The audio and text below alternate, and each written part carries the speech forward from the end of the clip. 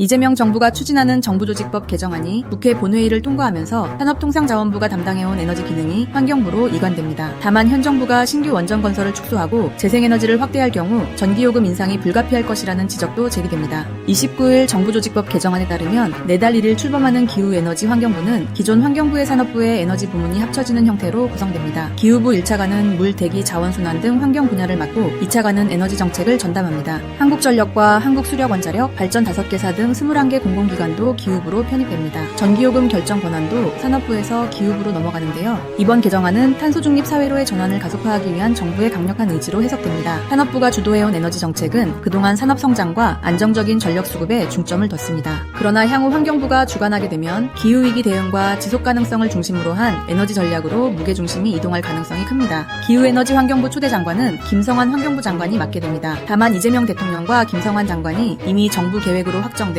신규 원전 건설 계획을 백지화하고 원점에서 다시 검토하겠다는 발언을 하면서 탈원전 정책 기조로 다시 선회하는 것 아니냐는 우려가 나오는데요. 지난 11일 이 대통령은 취임 100일을 맞아 열린 기자회견에서 지금 시작해도 10년 지나 지을까 말까인데 그게 대책이냐며 안전성 부지가 있으면 하겠지만 자신이 보기에는 거의 실현 가능성이 없다고 말했습니다. 앞서 김성환 장관도 지난 9일 11차 전력수급 기본계획에 반영된 원전 2기와 소형 모듈 원자로 1기 건설과 관련해 기존 원전은 안전을 담보로 계속 연장해 쓰더라도 원전을 신규로 지을 것인가에 대해서는 국민의 공론을 듣고 판단해야 한다는 의견이 있다며 의견은 최종적으로 12차 정기본에 담길 것이라고 설명했습니다. 에너지업계는 이 대통령과 김 장관의 이런 발언이 지난 2월 확정된 11차 정기본에 담긴 신규 원전 2기와 첫 SMR 건설 계획을 사실상 백지화하고 재논의하겠다는 방향을 시사한 것으로 해석합니다. 윤석열 전 대통령 탄핵 정국 속에서 전국 주도권을 쥔 더불어민주당의 강한 요구로 당초 정부 원안 대비 신재생에너지 비중은 상향 조정되고 신규 원전 건설 계획은 3기에서 2기로 축소됐습니다. 정부는 앞서 이재명 대통령의 핵심 국정과제인 재생에너지 대전환 추진 차원에서 11차 전기본 대비 재생에너지 확충 속도를 올리겠다는 방향을 제시했습니다. 결국 신규 원전 건설은 재검토하고 재생에너지 확충은 당초 계획보다 더욱 서두르기로 하면서 확정된 11차 전기본의 대폭 수정이 불가피해졌습니다. 업계에서는 신규 원전 건설 재검토가 제2의 탈원전 정책이 시작된 것이라고 우려 중인데요. 원자력학회는 지난 9일 인공지능혁명, 데이터센터 확충, 전기차 보급 확대 등으로 국가 전력 수요가 폭발적으로 증가하면서 안정적인 대규모 기저전력 확보는 국가 최우선 과제가 됐다며 이런 상황에서 원전 건설 운영을 환경 규제 중심의 부처에 맡기는 것은 필연적으로 원자력 산업의 위축을 초래할 것이라고 우려한 바 있습니다.